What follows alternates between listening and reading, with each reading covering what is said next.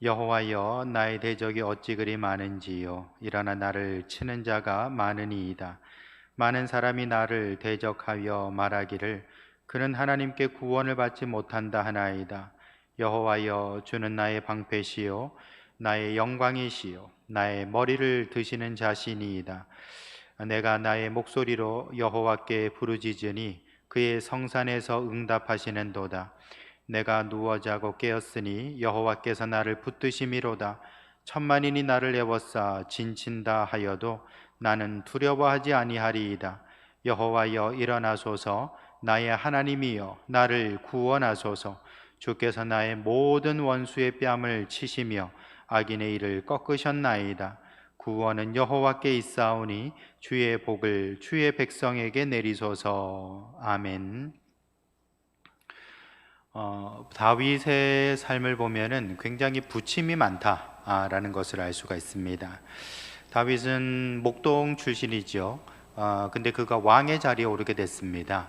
가장 낮은 자리에서 가장 높은 자리에 오른 사람이라 말할 수 있죠. 그러나 그 삶이 직선으로 이렇게 목동에서 왕으로 직선으로 뻗어진 삶이 아니라 계속해서 이렇게 물결치는 오르락내리락하는 부침하는 삶이었다라는 것을 알 수가 있는 것이죠. 승리의 기쁨을 누릴 때도 있었지만 또 부끄러운 죄를 짓고 참 하나님 앞에서 엉엉 울기도 했던 사람이 바로 다윗이었다라는 것이죠. 참 이런 다윗의 삶을 보게 되면은 좀 친근감도 듭니다. 우리가 날 때부터 운숟가락 물고 태어나고 또 하는 일마다 잘 되고 하여튼 거룩함에 얼굴에서 막 빛이 나고 광채가 나면은 좀 부담스럽잖아요. 그러나 다윗의 삶은 참 적당히 좀 때도 좀 묻어 있고 또 이렇게 실수도 하고 그런 어떤 삶의 모습이 우리에게는 오히려 친근감을 준다라는 것입니다. 어쨌든 이렇게 다윗의 삶이 굉장히 참 부침이 많은 오르락내리락하는 삶이었다라는 것인데요. 이 다윗의 인생에 있어서 최대 위기가 언제였는가 하니 바로 압살롬의 반란이었습니다. 여러분, 압살롬은 다윗의 셋째 아들이죠. 압살롬은 말 그대로 참 여러 가지로 아주 유능한, 뛰어난, 탁월한 그런 아들이었다라고 말할 수 있습니다. 그러나 그가 결국에는 아버지 앞에서 반란을 일으키게 됩니다. 아버지가 왕으로 떡하니 살아있는데도 불구하고 그냥 군사를 일으켜가지고 그렇게 아버지의 자리를 탐내게 됐던 것이죠. 여러분, 결국에는 이 압살롬의 반란으로 인해서 그의 아버지 다윗은 이 버선발로 도망가게 되는 그런 어떤 어려움이 있었던 것입니다. 그래서 오늘 이 시편도 이 제목이 남아 있지요. 다윗이 그의 아들 압살롬을 피할 때에 지은 시다. 도망가면서 지었다라는 겁니다. 남도 아니고 아들이 지금 쿠데타를 일으켜가지고 도망가고 있었는데 그때 지어서 불렀던 시가 바로 오늘 이 시편 3편이라고 얘기를 하고 있습니다. 사실 이 다윗이 왕이 될 때에 그냥 왕된 거 아닙니다. 여러분, 우리 조선시대의 왕들도 보면은 이 경연이라 그래가지고요, 신하들이 아침부터 저녁까지 시간표를 쫙 짜줍니다. 그래가지고 여러 가지 학문을 배우고 숙제도 내주고 왕을 이렇게 트레이닝을 시키게 되는 거예요. 그렇게 해서 이제 왕을 이제 말 그대로 인간 만들어 가지고 그 사람이 바른 판단을 해야만 나라가 평안하다라고 생각했기 때문에 이 신하들이, 이 사대부들이 그냥 두지를 않지요. 계속해서 왕을 트레이닝하게 되는 것입니다. 마찬가지로 다윗도 그냥 왕된 사람은 아니죠. 그가 정말 살면서 여러 가지 어려움을 만나고 위기를 만나고 그런 과정에서 기도하고 하나님이 도와주시고 건져주시는 과정을 통해서 또 그렇게 이제 결국 왕의 자리에 오르게 됐던 것입니다. 많은 어떤 훈련을 받았던 것이죠. 정치적인 훈련도 받고 신앙의 훈련도 받으면서 그렇게 왕으로서 다듬어져 갔다라는 것이죠.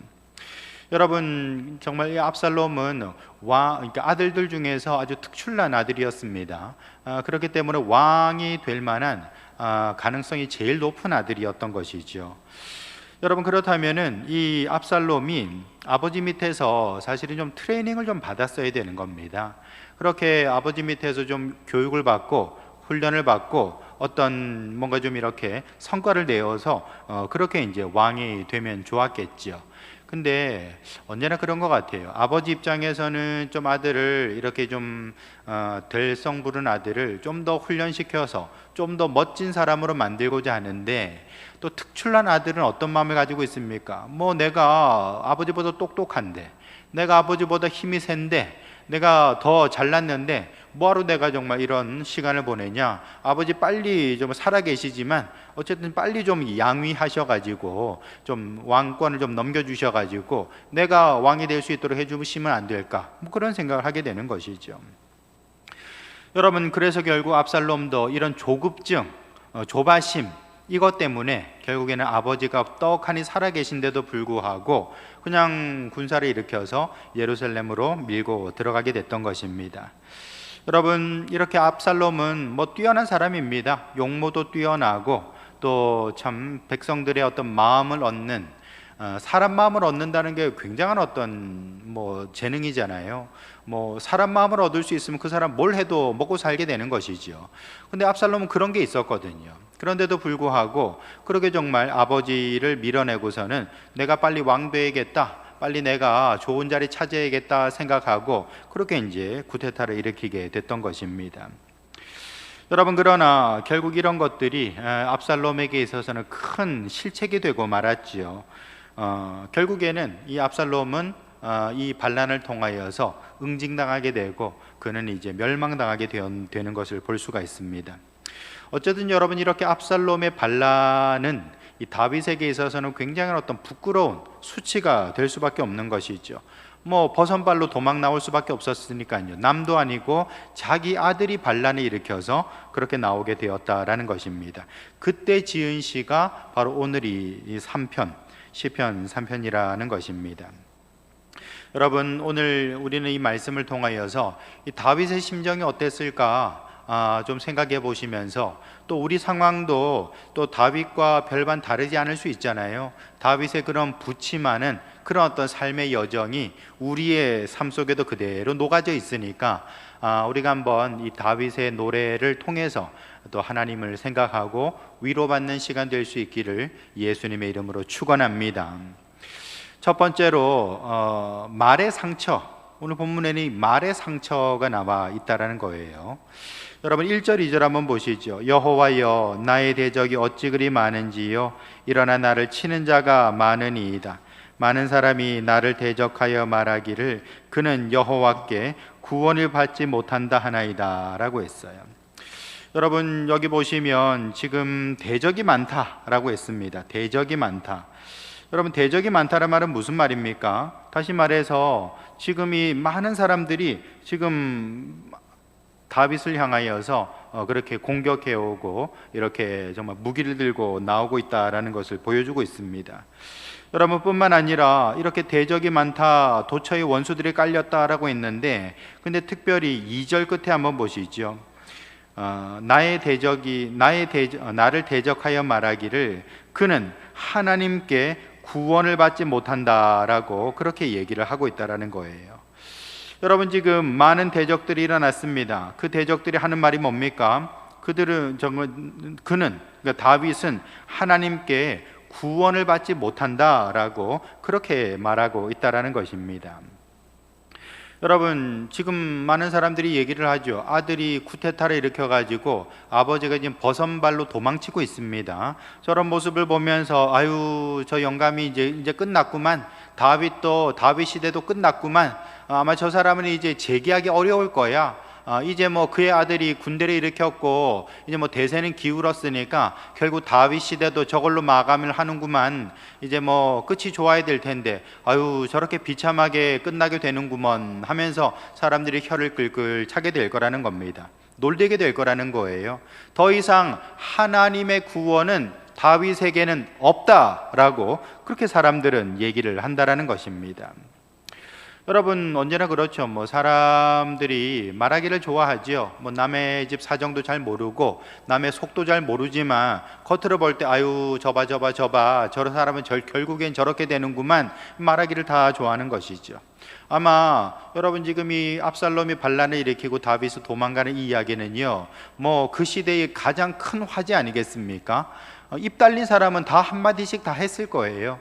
근데 뭐 좋은 말 하는 사람 누가 있었겠습니까? 사람들은 언제나 어떤 코너에 몰리고 어떤 수세에 몰리는 모습을 보면 뭐 더 이렇게 희열을 느낄 수도 있지요. 뭐 다 그런 건 아니겠습니다만, 그러나 인간의 어떤 좀 마음속에는 뭐 불구경 좋아하고 싸움 구경 좋아하잖아요. 그러면서 이제 다윗에 대해서도 안 좋은 말을 하게 되겠죠. 그는 하나님의 구원을 받지 못할 걸 하고서는 말하게 되었다라는 것이죠. 여러분, 언제나 우리가 참 상처받는 것은 말 때문에 상처받죠. 우리가 뭐 누구한테 눈 하나 얻어 맞았다든지 이렇게 뭐 복부를 가격당했다든지 뭐 그런 일도 있을 수는 있겠습니다만, 그러나 여러분, 사실은 뭐 그런 것들은 뭐 경찰서에 이제 신고하면 되는 것이고 오히려 이제 뭐 아주 문제를 풀기는 더 쉬울 수 있어요. 하지만 여러분, 말의 상처라는 것은요 굉장히 심각할 수 있지요. 물론 요즘에는 뭐 모욕죄라든지 이런 걸 통해서 또 이렇게 고소할 수도 있습니다만, 어디 뭐 그게 말처럼 쉽습니까? 여러분, 우리가 가까운 사람들, 나를 아는 사람들, 나와 뻔히 이렇게 거래하고 교류하고 이렇게 같이 밥 먹는 사람들이 나에게 말로써 상처 줄 수 있다라는 것입니다. 이런 것들이 우리를 힘들게 하고 어렵게 만들 수 있다라는 것이죠. 여러분, 우리가 자라오면서 누구 말에 제일 많이 상처받습니까? 부모 말에 상처를 제일 많이 받게 되는 것이죠. 여러분, 또 나이 들면은 물론 자식들 말에도 상처받습니다. 한마디로 말해서 부모 자식 간에 서로 상처 주는 말을 할 수 있다라는 것입니다. 또 우리는 학교 가서 또 선생님 말에 상처받을 수도 있는 것이죠. 물론 대부분의 선생님들은 언제나 이렇게 긍정적인 말을 해주시고 격려의 말을 해주시죠. 그런데 또 옛날 선생님들 중에는 또 그렇지 못했던 분들도 뭐 간혹 있지 않습니까? 그래서 뭐 저번에 보니까 뭐 신문에 보니까 다 커가지고 자라가지고 청년이 됐는데, 이 청년이 이제 그 선생님께 받은 트라우마, 상처 때문에 뭐 정신적으로 늘 이렇게 피폐하게 살다가 결국에는 이렇게 아주 좀 극단적인, 그 선생님 찾아가가지고 흉기로 찾아가가지고 극단적인 일을 하는 일도 있었던 것이죠. 어찌 보면 뭐 사제지간에 뭐 잘 되라고 그렇게 얘기를 한 건데, 그게 이제 제대로 이제 받아들여지지 못하면서 오해가 생기면서 큰 상처가 되는 걸 볼 수가 있습니다. 여러분, 우리가 또 교회에서도 상처받을 수 있죠. 교회에서도 상처받을 수 있습니다. 우리가 뭐 성도들이 늘 이렇게 함께 신앙생활을 합니다만, 아까 말씀드린 대로 상처 주는 사람은 나를 전혀 모르는 사람은 아닙니다. 언제나 나와 잘 아는 사람, 가까운 데 있는 사람, 함께 사역하고 동역하고 함께 밥 먹는 사람들, 이런 사람들에 의해서 상처받을 수 있다는 것이죠. 제가 예전에 섬겼던 교회에서도요, 뭐 그 집사님 아들이 교회를 안 나와요. 그 왜 저기 아들 교회 뭐 잘 안 나옵니까? 그러니까 옛날엔 잘 다녔대요. 근데 저기 하도 개구장이어가지고 이렇게 막 뛰어다니고 뭐 솟아오르고 막 하니까 선생님이 뭐 농담으로 그랬니 어쨌는지, 야 100원 줄 테니까 너 지금 집에 가라, 뭐 이렇게 얘기를 했나 봐요. 그 길로 그냥 걔는 이제 교회 그냥 끝난 거예요. 안 오는 거예요. 이렇게 이제 우리가 그 말 한마디에 상처받아 가지고 그게 평생 이렇게 상처가 되고 이렇게 아픔으로 남아 있는 그런 경우가 있을 수 있다라는 겁니다. 근데 이제 뭐 어쨌든 이런 말의 상처라는 것이 아주 심각하지요. 더더군다나 이 말이라는 것은 낙인을 찍는 효과가 있습니다. 말로써 저 사람은 그런 사람이야, 그 말하면은 다른 사람들이 잘 몰라요. 모르는데도 뭐 그런 사람이래네 하면서 낙인이 찍혀버린다라는 것이죠. 그게 아주 참 큰 문제인 것이죠. 미국의 그 나다나엘 호손이라는 아주 유명한 작가가 있었죠. 19세기 미국을 대표하는 아주 유명한 작가입니다. 그 사람 쓴 소설 중에 이제 주홍글씨라는 소설이 있죠. 뭐 저도 어릴 때 이제 뭐 이렇게 읽어본 소설입니다만, 그게 뭐 이제 뭐 어떤 뭐 불륜 뭐 이런 걸 해가지고 이제 A라는 어떤 그 주홍글씨를 다 가지고 있는 그런 어떤 모습이죠. 이 주홍글씨라는 게 지워지지 않는 낙인, 죄인이라는 낙인을 상징하고 있죠. 뭐 지금도 주홍글씨라는 그런 어떤 표현을 쓰기도 하죠. 여러분, 저는 그 얼마 전에 그 라디오에서 그 착한 건물주라는 어떤 단어를 들었어요. 그게 뭐 저기 어디 뭐 뉴스 프로그램이었는데, 뉴스 프로그램에 이제 여러 사람들, 요즘에 뉴스에 그냥 뉴스 그냥 전달하면 재미가 없으니까 여러 패널들을 부르지 않습니까? 그래가지고 뭐 이런 어떤 해설들을 나누면서 뭐 착한 건물주 뭐 이런 얘기들 하는 거예요. 요즘 이제 뭐 부동산에 관심이 많고 또 이렇게 이슈가 뜨겁다 보니까 뭐 그런 어떤 관심사를 논을 하다가 이제 착한 건물주라는 얘기가 나왔어요. 근데 제가 그 말을 들으면서 참 이게 걸리는 거예요. 여러분, 착한 건물주면 어떤 건물주겠습니까? 뭐 저기 임대료 얼마 올리지 않고 뭐 몇 년째 이렇게 임대료 동결시키고 뭐 이런 어떤 사람들이 얘기하는 걸 거예요. 그런 취지로 얘기를 했을 거예요. 근데 여러분, 건물주가 착할 필요가 있나요? 건물주가 왜 착해야 되는 것이죠? 건물주가 착할 필요가 없는 것이죠. 그 사람이 자기 건물 가지고 있으면서 임대료를 적게 받는 게 이게 좋은 일인가요? 사실상 이 건물이라는 것을 유지하기 위해서는 유지 보수비도 많이 들게 되고요. 또 이렇게 뭐 대손 충당금도 이렇게 감가상각에 대한 것도 준비를 해야 되고, 또 뿐만 아니라 세금도 내야 됩니다. 세금이 비싸잖아요. 이 세금 내면서 그 건물을 갖다가 소유하고 있는데 또 그걸 위해서 이제 또 임대료를 받는 건데, 임대료 적게 받았다고 착한 건물주가 된다? 건물주가 착할 이유가 어디 있습니까? 건물주는 그냥 정직하면 되는 것이죠.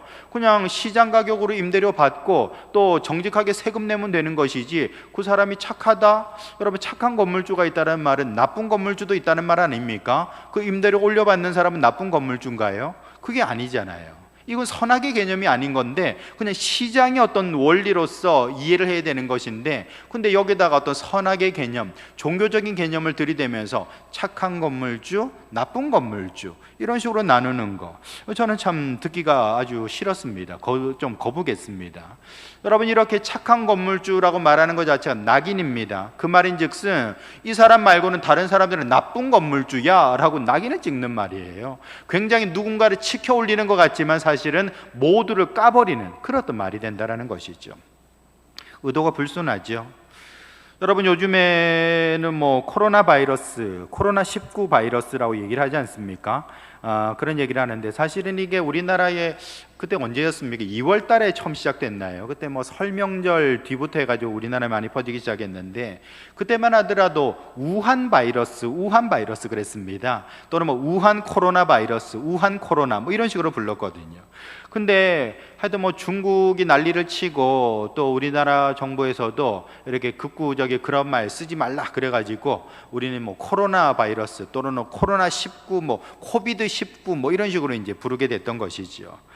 아마 이제 우리나라도 이제 아무래도 좀 중국 눈치를 좀 봐야 되는 그런 입장들이 있는 분들이 있지요. 그러다 보니까 이제 뭐 그런 게 이제 뭐 쓰지 마라. 왜냐하면 우한 바이러스 하면 그게 이제 낙인 찍는 게 되잖아요. 우리는 그냥 뭐 낙인 찍기보다는 원산지를 표기한 건데 어쨌든 뭐 그냥 우한 바이러스 쓰지 마라. 그래서 지금은 뭐 코로나 19로 쓰고 있습니다. 여러분, 이런 것들이 이제 말이 낙인을 찍는 효과가 있다라는 것이죠. 전주시에 20년 동안 매운탕을 아주 뭐 맛집으로 이렇게 운영하는 분이 계시는데요. 이분이 글쎄 이 주인이 이렇게 코로나에 걸렸는지 아니면 코로나 걸린 사람이 왔다 갔는지 제가 잘 모르겠습니다만, 근데 이 가게가 하여튼 뭐 어려움을 겪고 있다는 거예요. 왜냐하면은 이 가게를 딱 치면 원래 유명한 맛집이랍니다. 이 맛집을 딱 치면요, 연관 검색어로 코로나 식당 이렇게 뜬다는 거예요. 코로나 식당. 그러니까 사람들이 오겠습니까? 20년 동안이나 그 전주에서 한 자리에서 그렇게 정말 맛집으로 이렇게 아주 참 식당을 잘 운영했는데, 이 코로나 낙인이 뻥 찍혀가지고 정말 어렵다라는 것입니다. 뭐 이분뿐만 아니라 이 코로나 걸렸다가 나으신 분들 또는 뭐 그런 분 있지 않습니까? 우리 회사에서 그 회사에서 최초로 1번으로 코로나 걸린 사람, 그 사람은 뭐 완전히 뭐 회사에서 이렇게 퇴출되다시피 할 수밖에 없는 그런 어떤 어려움들이 있다라는 것이죠. 여러분, 이렇게 참 우리 사회에 이 낙인을 찍는 어떤 문제들이 심각한 시대다라는 것을 볼 수가 있습니다. 또 최근에는 이 교회발 코로나 또는 뭐 광화문 코로나 뭐 이런 말도 있지 않습니까? 뭐 이런 것도 사실은 낙인 찍히죠. 뭐 대통령께서 나와서 좀 굳은 표정으로 하여튼 뭐 국가 방역 시스템에 도전하고 있다, 그리고 뭐 용서할 수 없다. 그리고 이제 뭐 불법 행위를 엄단하겠다. 예배 드리는 게 이제 불법 행위라는 거예요. 뭐 그렇게 엄단하겠다 이렇게 막 얘기를 하시니까 하여튼 뭐 낙인이 찍혀도 뭐 단단히 찍혔죠. 그렇게 이제 결국에는 교회는 코로나다. 뭐 이런 어떤 등식이 생겨버린 것 같습니다. 실제로 여러분 오늘 제가 우리 지방의 목사님들하고 좀 이렇게 만날 일이 좀 있었는데요.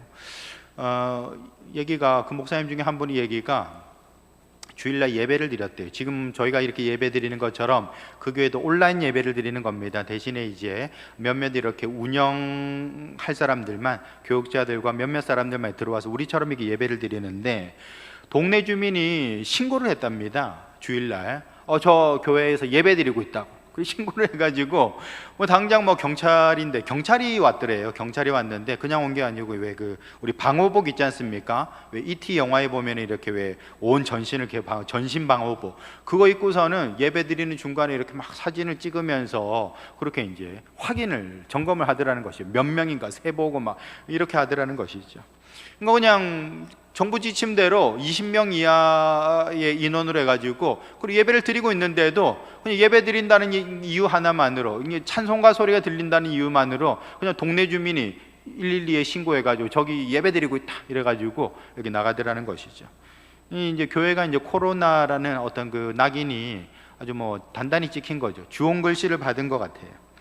뭐 제가 뭐 확인한 내용은 아닙니다만 어떤 분이 이렇게 어느 교수님이 카톡에 올려놓으셨는데 경남에서 이런 일이 있었답니다. 예배를 드리는데 갑자기 저기 군청에서, 그러니까 뭐 면사무소겠죠. 면사무소 거기 공무원이 와가지고 목사님 설교하고 있는데 손짓하면서 내려오라고 그렇게 해가지고 결국 뭐 예배가 아주 이렇게 좀 힘들었다라는 얘기. 예배를 끝까지 다 했는지 어쩐지 잘 모르겠습니다. 하여튼 뭐 그분 카톡 내용에 보면은 하여튼 그 공무원이 와가지고 설교 중에 손짓하면서 내려오라고 뭐 그런 어떤 일이 경남에서 있었다고 하더라고요. 뭐 그런 일이 있었다라는 것입니다. 이런 것들이 어떻게 보면은 낙인 효과다.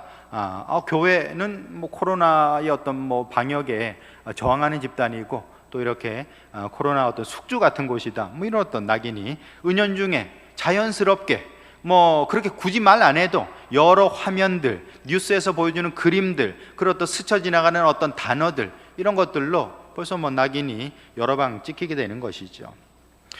여러분 다윗도 말에 상처를 받은 사람입니다. 사람들이 하는 말 속에서 엄청난 상처를 받았죠. 뭐 자기 아들이 반란을 일으켜가지고 버선발로 도망가고 있으니까 사람들이 얼마나 조롱하겠습니까?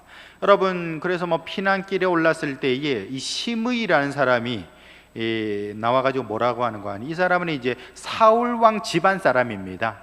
그러니까 이제 사울 왕 다음에 다윗이 왕이 됐잖아요. 그러니까 좀 이렇게 감정이 안 좋게 했죠. 당연히 자기 집안 사람은 이제 몰락을 했고 이제 다른 사람이 이제 왕이 됐으니까 이 시므이라는 사람이 나와가지고 하는 얘기가 피 흘린 자여 사악한 자여 가거라 하면서 먼지를 날리고 돌을 던지면서 그렇게 다윗을 저주를 했다라는 겁니다. 가거라는 말은 꺼져라 이 말입니다. 이 피 흘린 자여 사악한 자여 가거라 하면서 그냥 조롱하면서 돌을 집어 던졌다라는 것입니다. 뭐 시므이만 그랬겠습니까? 그 시대 많은 사람들이 도망가는 왕을 바라보면서 조롱하고 침을 뱉고 뭐 그렇게 하지 않았을까요? 이런 것들이 이제 다윗의 상처가 되는 것이죠. 여러분 이 정치라는 것도요 이 연예인하고 좀 비슷해가지고 그렇습니다. 연예인들도 왜 인기 많을 때는 뭐 어디 가나 이렇게 아주 대접을 해주잖아요.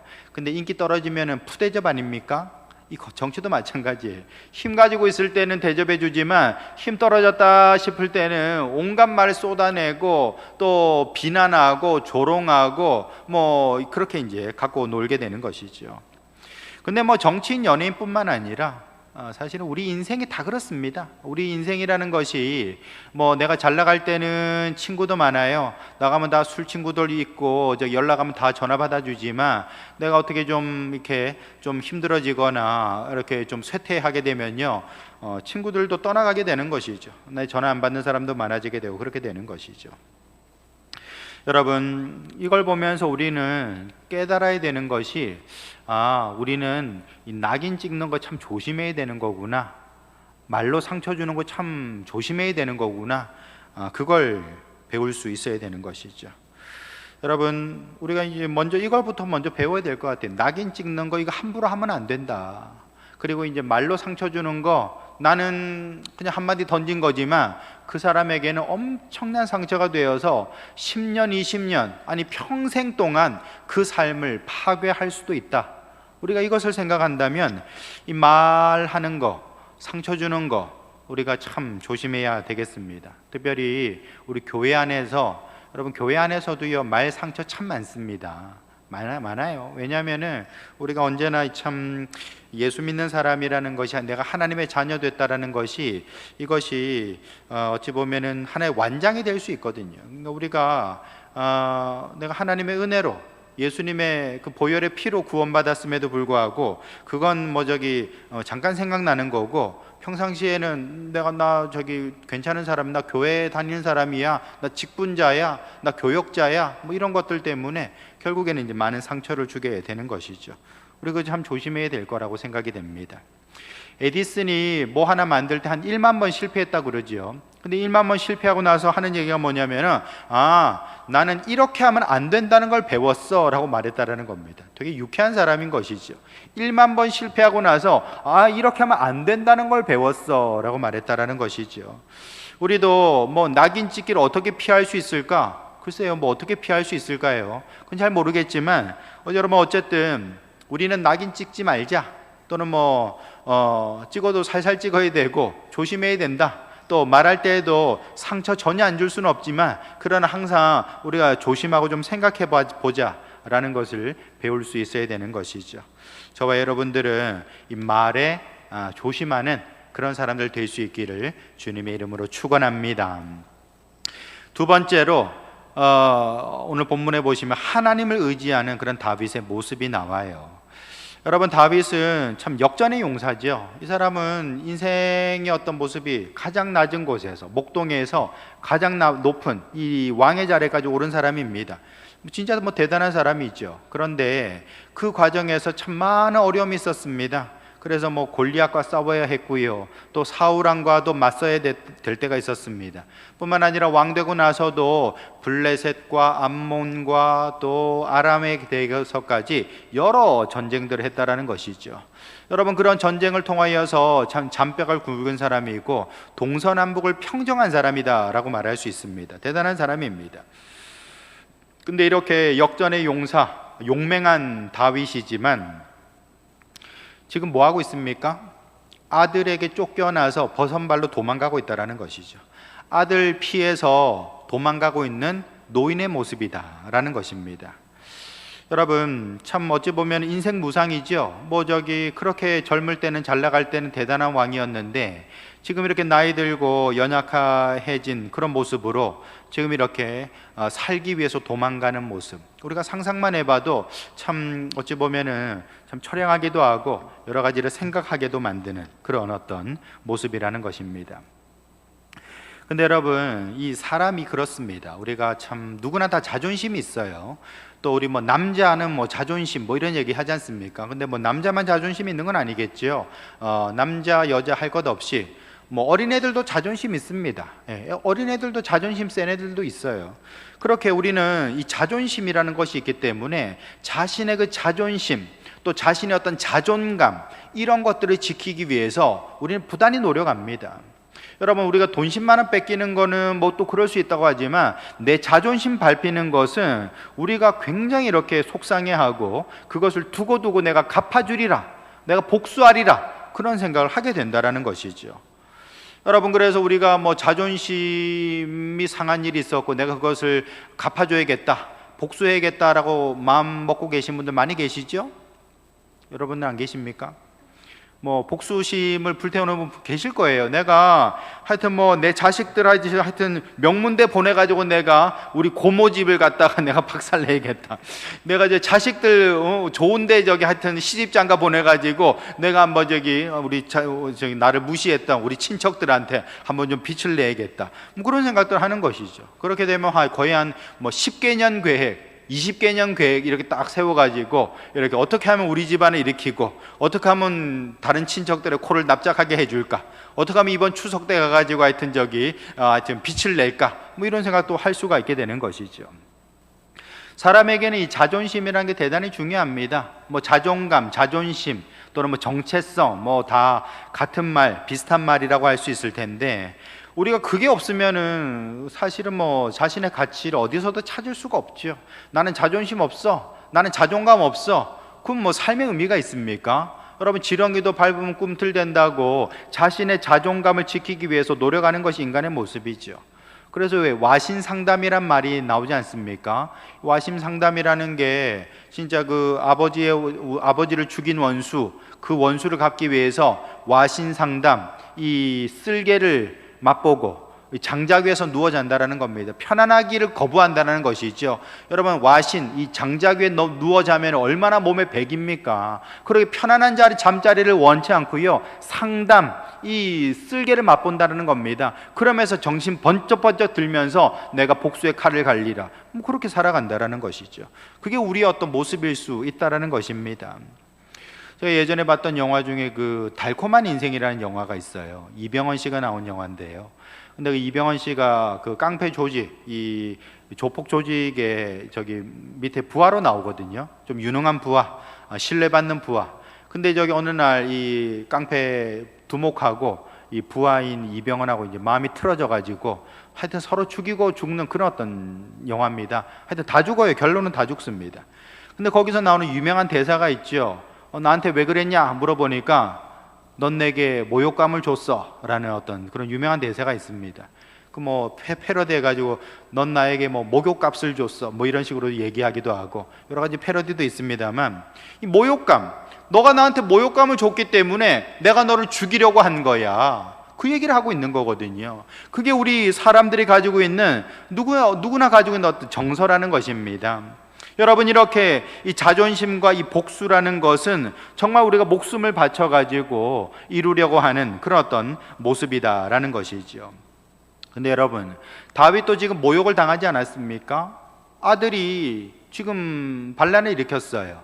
그리고 버선발로 쫓겨나갈 때에 엄청나게 많은 사람들이 와가지고 손가락질을 하고 돌을 집어던지고 침을 뱉으면서 아유, 저 영감이 이제 끝났구만, 저 시대도 다윗의 시대도 끝났구만, 그렇게 낄낄대면서 웃고 있다라는 것입니다. 이 정도 되면은 사람들은 정말 내가 이 치욕을 반드시 갚아주리라, 내가 정말 콧대를 납작하게 해주리라, 그런 어떤 복수하고 싶은 마음이 있을 거예요. 근데 여러분, 누구나 다 복수하고 싶지요. 자신의 어떤 무너진 자존심을 다시금 세우고 싶을 겁니다. 근데 그게 또 말처럼 또는 마음같이 되지 않는 게 또 인생 아니겠습니까? 우리가 뭐 복수하고 싶은 대로 다 복수했으면 아마 살아남을 사람 아무도 없었을걸요. 그게 잘 안 되니까 우리가 지금 살아있는 거예요. 나도 분명히 누군가 어떤 자존심 상하게 한 일이 있을 텐데 그 사람이 아직 나에게 복수할 만한 여력이 안 되기 때문에 내가 아직 안 죽고 살아있는지도 모르는 것 아니겠습니까? 이렇게 우리가 내가 복수를 하고 싶고 내 자존심을 되찾고 싶지만 그게 말처럼 쉽지는 않다라는 것입니다. 다윗도 마찬가지죠. 여러분, 다윗이 복수하고 싶겠지요. 자기 자존심을 되찾고 싶고 예루살렘을 회복하고 싶은 마음이 있을 겁니다. 근데 그 마음처럼 쉽습니까? 안 되는 거예요. 왜요? 다윗이 늙었잖아요. 다윗이 지금 힘이 없습니다. 여러분, 이 다윗은요, 지는 애고요, 압살롬은 떠오르는 애입니다. 사람들은 그걸 안다는 것이죠. 여러분, 권력의 냄새를 맡는 사람들은 어디에 줄 서야 내가 뭐라도 좀 떨어질까 분명히 아는 사람들이죠. 그래서 다윗에게 줄 서기보다는 압살롬에게 줄 선 사람들이 훨씬 더 많았다라는 것이죠. 그래서 그 사람 중에는 이 아히도벨이라는 사람도 있었습니다. 이 아히도벨은 누군가 하니 밧세바의 할아버지인데요, 이 사람은 이스라엘의 제갈공명 같은 사람입니다. 이 사람은 정말 뭐 지략가고 모략가고, 하여튼 이 사람이 이렇게 하라 그러면 그 말대로 하면은 뭐 하여튼 뭐 대단한 어떤 참 성과가 있게 되는 것이죠. 본래는 다윗의 신하였는데, 근데 이제는 딱 눈치 보고서는 압살롬이 떠오르는 태양이니까 압살롬 편에 가담하게 됐다라는 것이죠.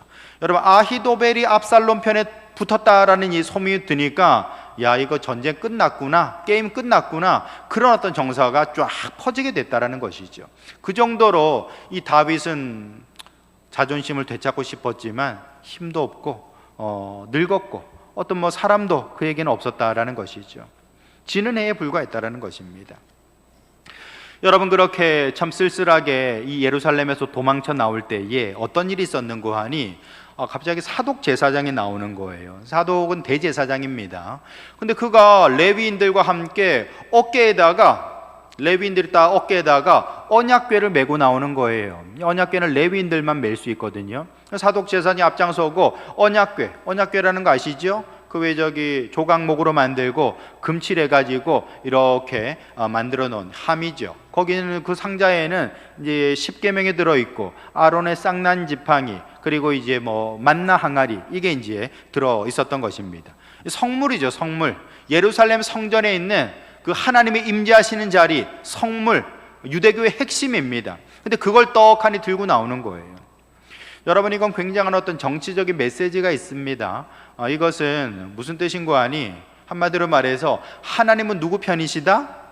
다윗 편이시다라는 거예요. 지금 이 언약궤가 사독 제사장과 함께 이 다윗을 따라가겠다는 건 아니겠습니까? 다윗이 지금 말하자면 몽진을 하니까, 어떤 그 수도를 옮기니까 우리도 지금 따라가겠습니다라는 것이죠. 그리고 이것은 많은 백성들에게, 자 봐라, 압살롬이 반역을 일으킨 것이고 하나님은 다윗 편이시야, 이거 여론을 갖다 끌어올 수 있습니다. 여러분, 요즘도 어떤 뭐 여론을 반전시키기 위해서 얼마나 많은 노력들을 합니까? 여론전을 펼치고 뉴스를 어떤 걸 내보낼까, 뭐 권력에서는 굉장히 많이 신경 쓰잖아요. 그처럼 이 언약궤가 다윗을 따라간다? 이것은 곧 하나님은 다윗 편이시다, 압살롬 아니다, 압살롬 가짜다, 다윗이 진짜다라는 것을 보여줄 수 있는 것이고, 이것은 결국에는 예루살렘을 회복할 수 있는 굉장히 중요한 정치적인 메시지가 될 수 있다는 것이죠. 근데 그때 다윗이 뭐라고 그러는 거 아니? 도로 메어 가라 라고 얘기합니다. 도로 메어 가라. 왜 갖고 나오냐? 도로 메어 가라. 그러면서 하는 얘기가, 만일 내가 여호와 앞에서 은혜를 입으면 도로 나를 인도하사 그 궤와 계신 데를 보이시리라.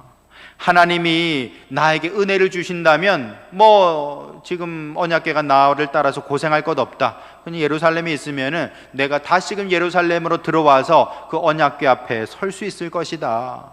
그러나 내가 너를 기뻐하지 아니한다 하시면, 하나님 말씀인 것이죠. 야 다윗아, 너 이제 너무 늙었어. 너 이제 그만해. 왕 그만하고 네 아들한테 물려줘. 내가 너를 기뻐하지 않는다라고 말한다면은, 종이 여기 있사오니 선이 여기는 대로 행하소서라고 고백하겠노라고 하는 것입니다. 종이 여기 있습니다. 이제 난 늙었습니다. 주여 나를 데려가시옵소서라고 자기 목을 내놓겠다라는 것입니다. 여러분, 다윗은 어떤 사람입니까? 다윗은 결국에는요, 이 성물을 의지하는, 또는 사람을 의지하는 사람이 아니라 하나님을 의지하는 사람. 다시 말해서 하나님이 나를 회복시키실 것이고 하나님이 나를 되찾아 주실 거라는 그런 믿음을 가진 사람이었다라는 것입니다. 우리 3절에 보시면, 여호와여, 주는 나의 방패시요 나의 영광이시요 나의 머리를 드시는 자이시니이다 라고 했어요. 나의 머리를 드시는 자이시니이다. 여러분, 누가 머리를 들게 한다는 겁니까? 하나님께서 내 머리를 들라라고 얘기한다는 것이죠. 왕 앞에서 머리를 들면 안 되죠. 다 그냥 머리를 조아려야 됩니다. 이마를 땅에 붙여야 됩니다. 그런데 왕께서 자, 너 머리를 들어라, 얼굴을 들라라고 말한다면 그 사람은 지목을 당한 것이죠. 그 사람은 왕의 성은을 입은 것입니다. 여러분, 지금 다윗이 말하는 게 그겁니다. 나는 죽든지 살든지 그냥 이마를 땅에 붙이고 하나님 앞에 머리를 조아리고 있을 테니, 하나님께서 원하시면 나를 부르실 것이고 하나님께서 원하시면 나를 다시 세우실 것이다, 그것을 말하고 있다는 것이죠. 여러분, 오늘날 우리 교회는 참 어려운 때를 맞았습니다. 모여서 예배도 드리기도 어렵고요. 또 세상 사람들도 좋아하지 않죠. 고발당하는 그런 시대가 되어버렸습니다.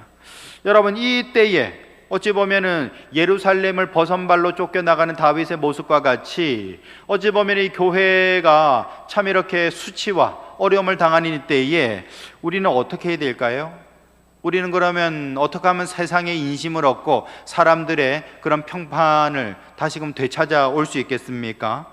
여러분, 저는 오늘 이 말씀에서 우리 좀 답을 좀 찾았으면 좋겠습니다. 우리는 사람들의 어떤 평판, 세상의 어떤 평가, 여기에 집중하기보다는, 물론 그것도 중요하겠지요. 그러나 그보다 먼저 우리는 하나님께 집중해야 된다라는 겁니다. 우리가 찾아다니면서 나 그런 사람 아닙니다, 우리 코로나 아닙니다, 우리 괜찮은 사람들입니다, 우리 돌 던지지 말아주세요, 우리 낙인 찍지 말아주세요, 보세요 우리 잘하고 있잖아요, 어떻게 하면 어떻게 도와드릴까요? 물론 그것도 중요하겠죠. 그러나 먼저 우리는 하나님께 집중해야 됩니다. 왜냐하면 나의 머리를 드시는 분이 하나님이시기 때문에 그렇다라는 겁니다. 우리를 건지시고 우리를 회복하실 분이 하나님이시기 때문에 우리는 하나님을 의지할 수 있어야 된다. 다윗이 언약궤가 아니라 하나님께 자신의 삶을 내어드린 것처럼 우리는 오직 하나님이 살리시면 살리시는 거고요, 아니라 그러면 많은 거죠. 어떡하겠습니까? 여러분, 우리 계시록에도 보면은 촛대를 옮긴다는 말이 있지 않습니까? 야, 너희들 제대로 못하면 나 촛대 옮길 거야, 그런 말씀 하세요. 그 예수님께서 이 교회, 이 소아시아의 어떤 교회들을 향한 말씀이었거든요. 여러분, 한국 교회를 향해서 하나님께서 촛대를 옮기신다, 그러면 어떡하겠습니까? 아멘 하면서 따라야 되는 것이죠. 그게 믿음 아닙니까?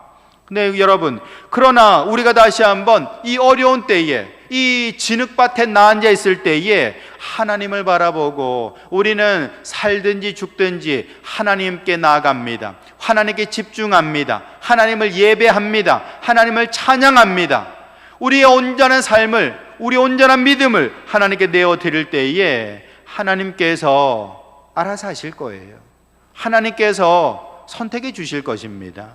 그러므로 여러분, 저와 여러분들은 가장 깊은 절망 속에서 하나님을 바라볼 수 있는 그런 성도들 될 수 있기를 예수님의 이름으로 축원합니다. 세 번째로 우리는 하나님이 일어나신다라는 사실을 우리는 기대해야 되는 것입니다. 우리 5절에서 쭉 보시면요, 5절부터 보시면은 내가 누워 자고 깨었으니 여호와께서 나를 붙드심이로다. 천만인이 나를 애워싸 진친다 하여도 나는 두려워하지 아니하리이다. 여호와여 일어나소서. 나의 하나님이여 나를 구원하소서. 주께서 나의 모든 원수의 뺨을 치시며 악인의 일을 꺾으셨나이다. 구원은 여호와께 있사오니 주의 복을 주의 백성에게 내리소서. 셀라. 여러분 보세요. 지금 이 다윗이 뭐라고 고백하고 있습니까? 하나님이 나를 붙드신다 고백하고 있어요.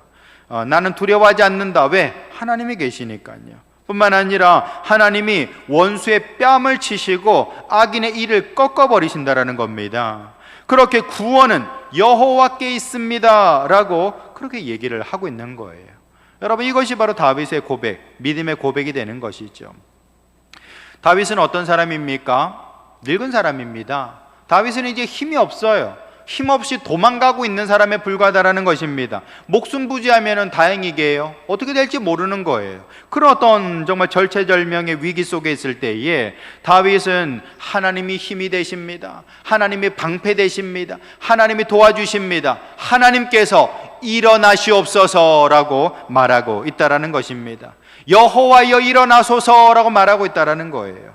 나는 힘이 없지만 하나님이 일어나셔서 내 삶을 인도하시고 붙들어 주시고 구원으로 인도하소서라고 얘기하고 있다라는 거예요.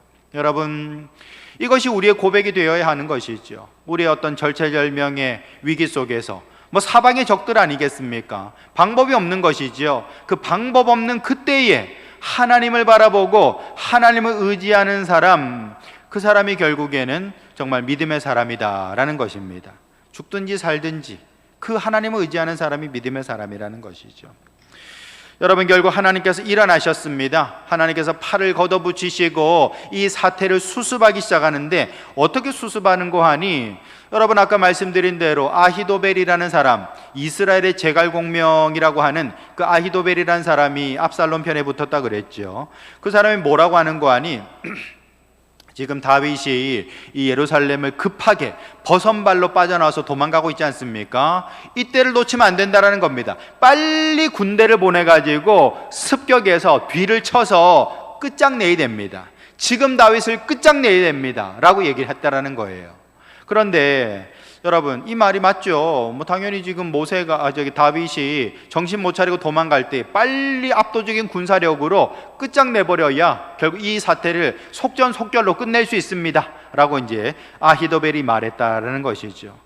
근데 이 후세라는 사람이 있었어요. 여러분, 이 후세는요 이중간첩입니다. 이 사람은 다윗 편에 속한 사람인데 마치 이제 압살롬에게 투항한 것처럼 들어와 가지고 압살롬 진영을 교란시키는 역할을 했던 사람이에요. 이 사람 뭐라 그랬는고 하니, 아히도벨의 그 말도 참 일리가 있는데, 그 압살롬이시여, 이제 왕이라고 불렀겠죠. 왕이시여, 저는 좀 생각이 좀 다릅니다.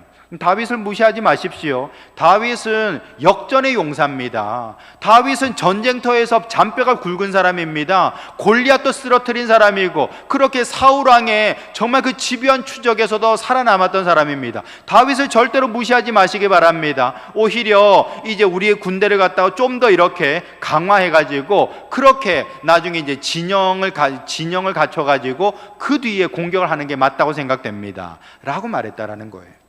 그렇지만 아히도벨은요 이 속공을 주문했고, 후세는 좀 지연 작전을 얘기를 했다라는 겁니다. 여러분, 그때에 압살롬과 그 신하들이 누구의 말을 선택했냐면요, 아히도벨의 말이 아니라 후세의 말을 선택하게 됐다라는 것이죠. 그 왜 그런가? 사무엘하 17장 14절에 보시면, 여호와께서 압살롬에게 화를 내리려 하사 아히도벨의 좋은 계략을 물리치게 하셨다. 다시 말해서 하나님께서 압살롬 망하게 하시려고 눈 가리고 귀를 어둡게 하고 그냥 멍청하게 머리를 만드셨다라는 겁니다. 생각을 교란시켜 가지고 당연히 아히도벨의 그 계략이 당연히 맞는데도 불구하고 그러네, 후세 말이 좀 더 좋은 것 같은데, 엉뚱한 걸 집었다라는 것입니다. 누가요? 하나님께서 그렇게 만드셨다라는 거예요. 여러분, 오늘 말씀에도 보시면 7절에 여호와여 일어나소서, 나의 하나님이여 나를 구원하소서 말하고 있는 것처럼, 여러분, 하나님께서 일어나셔서 이 모든 사태를 반전시켜 놨다라는 겁니다. 다윗은 도망간 것밖에 없습니다. 그런데 하나님께서 나서 가지고 이 모든 상황들을 역전시켜 놓으셨다라는 것이죠. 여러분, 이 일 때문에 결국 아히도벨은요 너무나도 자존심 상해가지고, 자존심 상하면은 하여튼 못 참죠, 사람들은. 그래서 결국 복수는 못 하겠고, 결국에는 이 분을 이기지 못해서 스스로 목을 매서 자살하고 말았습니다.